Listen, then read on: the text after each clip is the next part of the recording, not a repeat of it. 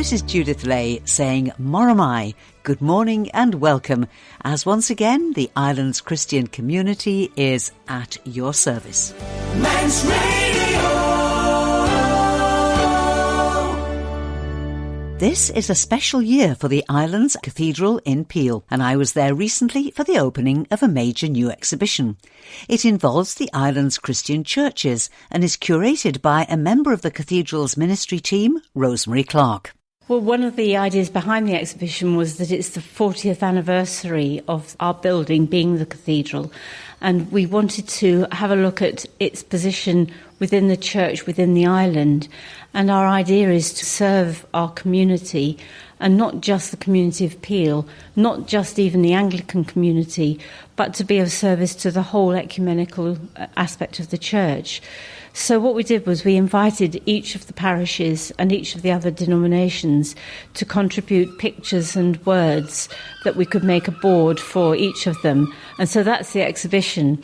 And it's celebrating practical Christian living on the island today. We wanted people to know that it's not just buildings with small congregations. There's a lot more to the vitality of the church than that, whether it's fireworks or coffee mornings or serving those who are in need. All kinds of activities across the island, across the denominations. And we want people to know that this is really important and that our faith is not just a Sunday thing, but it's lived out in our everyday lives. The cathedral is open from 9 o'clock in the morning till 6 o'clock at night. And the gardens, of course, are open the whole time. And that's a lovely place to come and to think about how the history of the island can be displayed through gardens. There's a little guide at the back of the cathedral that you can borrow, and then you can begin to understand some of the layers of thinking that there are behind the structure and the planting in them.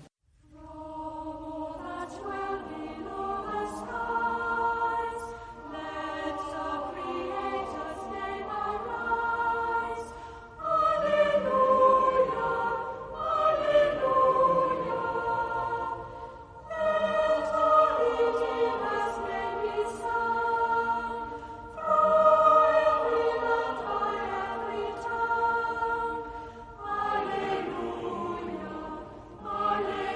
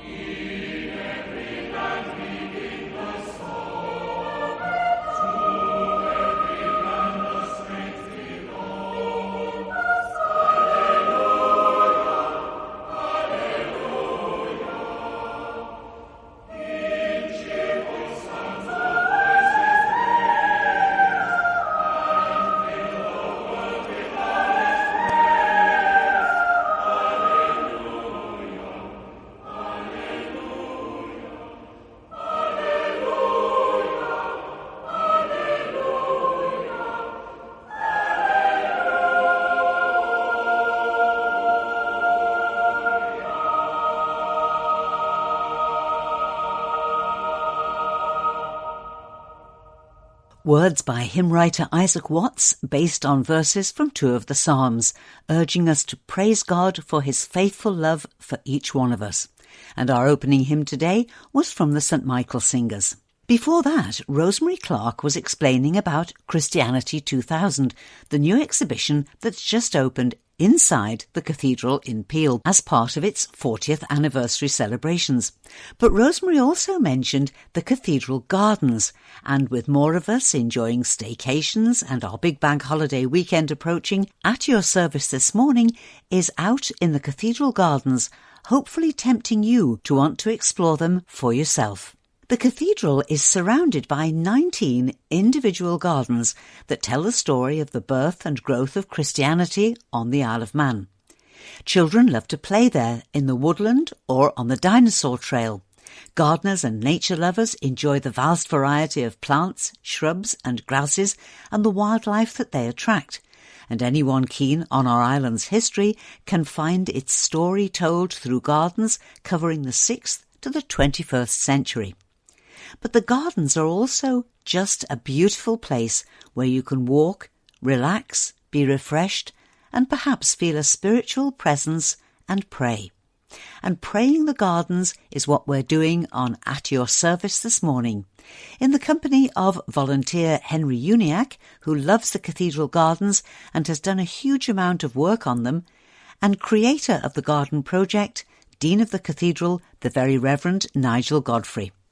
Keels, little chapels, could be found all over the island in the 7th century, and although there were almost 200 of them, most have disappeared completely now. For others, only remains can be found to remind us of these ancient places of prayer. But using those remains as a pattern, a keel has been rebuilt in the Cathedral Gardens. We now have a place where we can come and get a real sense of our forebears, where they gathered together, where they prayed, and where they were helped in the early days of their faith. And we are now in the gardens in this reconstructed keel. It's a replica in the first instance, insofar as we can replicate things where we only really have the foundations normally, of Llagnakillia, which is near Dalby. The windows are in the locations that it would have been indicated in that particular keel, as is the door. So it's an east-west orientation. The altarpiece here is actually a reconstruction of the Calf of Man cross as it might have looked like if it was in one piece as opposed to the fragment we actually have. Now, would the people have gathered inside, or would they have been outside, and would the priest have come out to lead the service with them? I think it's a both and, really. In the case of Llagnakillia, there was a little hermit's cell outside the keel, very tiny, only simply enough to lay yourself down to sleep, more or less. The keels tend to be quite small, so the congregation might gather in the winter months, perhaps, but just as easily in the summer they might gather outside. Henry, you have been very much involved in the construction of this. It's something of the history of it, even though this is a reconstruction? Well, I did feel as though I might have been one of these ancient culdees constructing it. As far as I didn't really have a knowledge of construction, and as you pick up the rocks, to place them, you can't really think as such. You've got to meditate. I mean, if you think that they don't fall in the right place. So it's a very meditative process. And if you're not in a good frame of mind, or you start to try and force something somewhere, I mean, all that happens, it just doesn't fit. I think the process of doing it, I felt was part of creating the atmosphere that it would eventually be. I mean, you are very conscious of the fact that you're building a space that's going to have this special atmosphere. The consciousness of it was part of the construction. I mean, it wasn't a place I wanted to come into and be angry, cogitate over things. It was somewhere that was quite flowing. I do love the keel because it's got a sense of peace. It is a very, very special place. As we step out of the keel, Nigel, tell us about the Mackled Garden. The Mackled Garden really tells us of the arrival of Mackled to the island. In essence, Mackled crossed Patrick, and as a penance he was set to sea shackled in a coracle, and by tradition he landed at Mackled Head. So this garden represents a beach, and it has the stones of the Isle of Man in the beach pebbles, but also in the protruding rocks, so the main rock formations of the Isle of Man of slate, granite, sandstone, limestone and quartz. The seat in the garden is surrounded by a willow living sculpture that represents a coracle. So it's an area where you can just sit and contemplate and really think about the roots of Christianity on the island, but also the arrival of yourself in a journey and what your journey has been like, whether it's Christian or otherwise. We're heading towards something very, very different and very spectacular, the labyrinth. Now, the labyrinth is a reconstruction of the labyrinth found out in Chartres. The Chartres labyrinth is interior to the cathedral, just south of Paris. What's the significance of a labyrinth? Well, I suppose you can take it as you want, but I say it's a pilgrimage, it's a small journey, and you walk it in a contemplative manner, and your journey takes you towards the centre and sometimes away from the centre, so it's never a clear path to the centre, but eventually you arrive in the centre, and to me that is where you find your wholeness or your centredness. I walked the labyrinth myself. In fact, just before, I just walked the labyrinth barefoot. From a physics point of view, you're electrically grounded, and I think to get the rhythm of nature around you, it makes sense to be grounded, so taking on the rhythm of what's around you. There are 7 names of different abbeys in the labyrinth. The 2 most familiar to the Manx audience would be Douglas Priory and Rushen Abbey, which were real live houses, as it were, on the Isle of Man. But the remaining 5 abbeys also had property on the island. Bangor Abbey at Ulster, for example, had land just outside Dalby. Rievaulx had land in the north, and St Bees had Mackle, the Celtic church in that period in the 13th century on the island. Might have felt overwhelmed by the new Latin missions coming, represented by the great orders, the Benedictines and their reformed offshoot, the Cistercians. But if you go around the Manx landscape and you see the word Abbey land, you know very well that that was once a grange or a farm belonging to an abbey. Overlooking the labyrinth is a statue that you wouldn't necessarily expect to find in the confines of an Anglican church. It's a statue of Our Lady. Yes, indeed. It came from the Sacred Heart in Pulrose. Some older Manx people remember that church when it existed. A number of statues were taken from there to all sorts of churches, and one of them was never really used, and that was Mary. And during her history, she lost her hands. So we've erected her here, really, in a kind of threefold symbolism. First of all, the fact she has no hands represents the Reformation.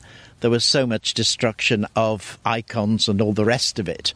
Secondly, every Cistercian house tended to be dedicated to Mary. And the third thing, I was thinking really of St. Teresa of Avila, who has that prayer, Christ has no hands, but our hands, no feet, but our feet. So it's a reminder that our role is to be the hands and feet of Jesus in this world.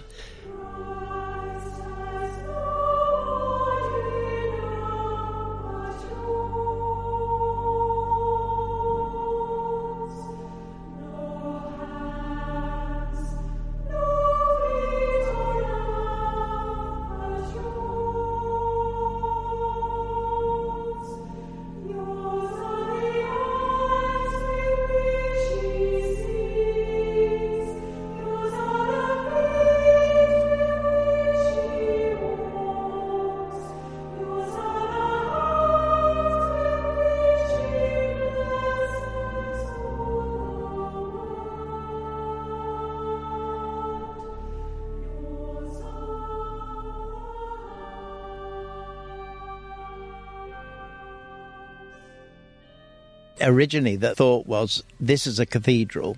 How could we offer a very gentle form of education and evangelism that explains something of Manx culture and Christianity and how the two have interlinked, and how Christianity has developed over the centuries. So that was the thinking behind it. It's amazing that how many people use the gardens and just think this is an apple tunnel. But actually, it's not just an apple tunnel. It's a tunnel that represents the exact footprint of the cloister of Rushen Abbey, for example. People don't necessarily see the layers of meaning. But if people access it in the way they feel they can, that's great. And people discover more and more each time they come. It was fate. I came through the gardens and there was a gardener planting trees, and I offered to give him a hand, and he explained a little bit what was going on, and I said, "Oh, are you the head gardener?" And he laughed and he said, "I'm the dean." I think a lot of people come into this environment maybe with a particular intention, and sometimes it's directly working with the earth. Again, it is a sort of a grounding process, isn't it? It's in nature. But some people come here for a particular purpose, like an artistic process, declaring, I'm not religious, but you find that what they do artistically incorporates so many aspects of what's around them, and there's incredible meaning and depth in what they start producing. So I think it does change you working in and around an environment like this, and with people who are perhaps on part of that journey, or at least supportive on that journey. Very rarely do I walk in a straight line to somewhere. I prefer to walk around the cloister, even though it takes longer to get from point A to point B, just because it's so beautiful.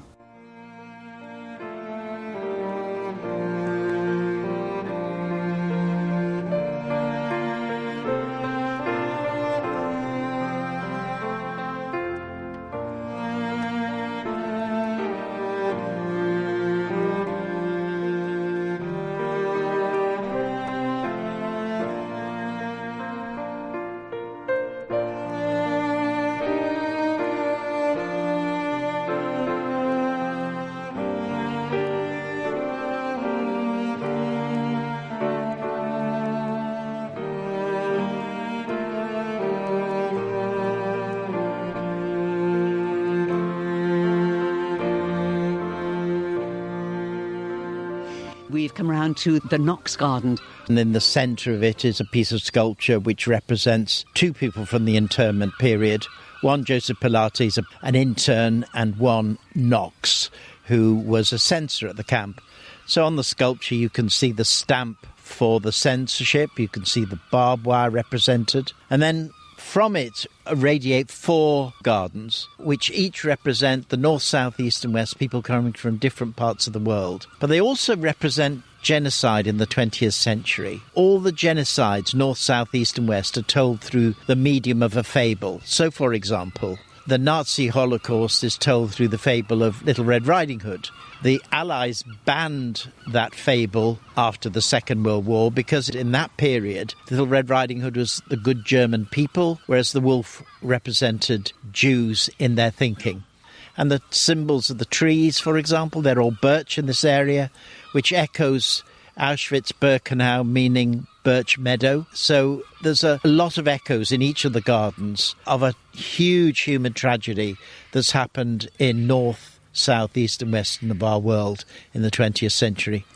Just relating to this particular garden that reflects on Auschwitz, first they came for the socialist and I did not speak out because I was not a socialist. Then they came for the trade unionist and I did not speak out because I was not a trade unionist. Then they came for the Jews and I did not speak out because I was not a Jew. Then they came for me and there was no one left to speak for me. That's the Lutheran pastor Martin Niemöller, a famous statement that he made. And I think that we can't be bystanders, really.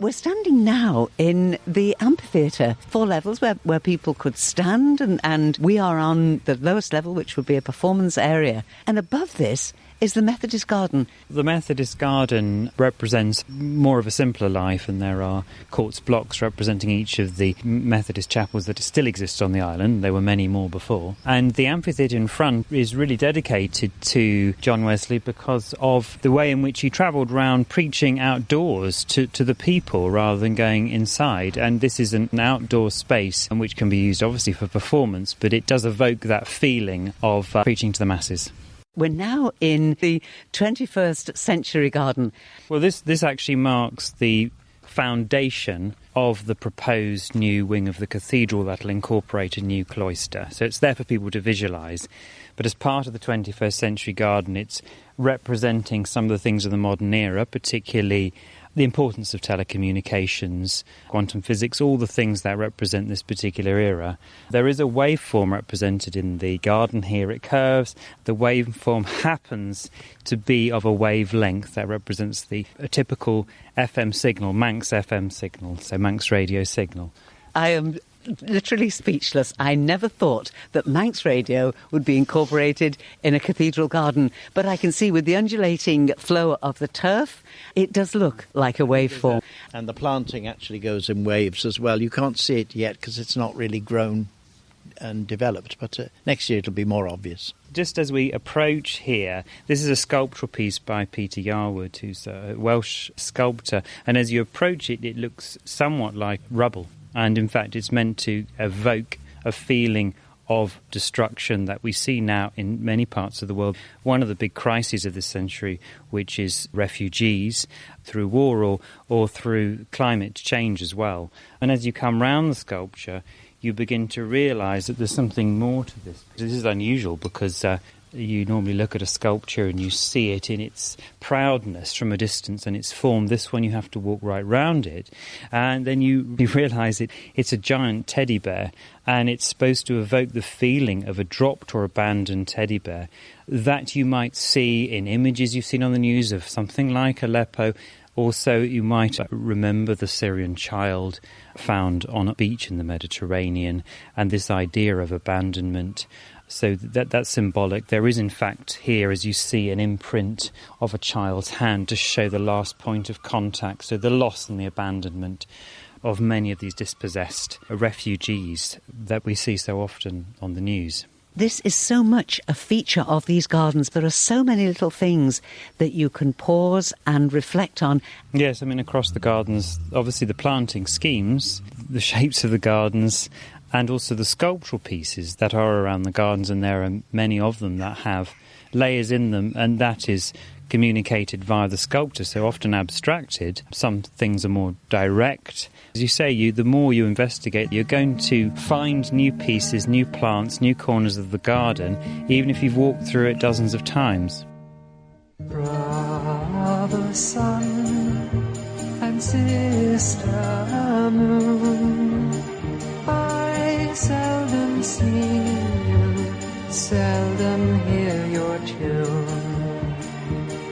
Preoccupied with selfish misery.